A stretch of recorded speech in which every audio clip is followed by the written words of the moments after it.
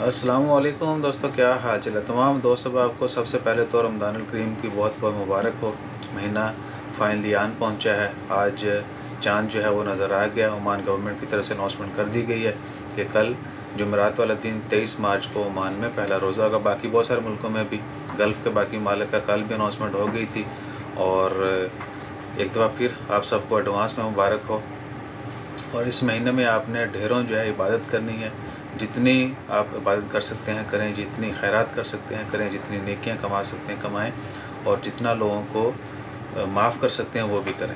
ठीक है ना। साथ में हमने दूसरों को माफ़ भी करना है, अपनी खताओं की माफ़ी भी मांगनी है और दूसरों को भी माफ़ करना है। तो अपनी दुआओं में याद रखिएगा, खुशी गमी में एक दूसरे का साथ दीजिएगा, और बुरे वक्त में आप सबसे पहले खड़े हों। सिर्फ खुशी में नहीं, बुरे वक्त में भी आपने दूसरों के आगे खड़े होना है। भैया we are here to help you. तो अपना ख्याल रखिए, दुआ में याद रखिए। मिलते हैं मज़ीद अपनों के साथ। जज़ाकल्लाह। अल्लाह हाफ़िज़।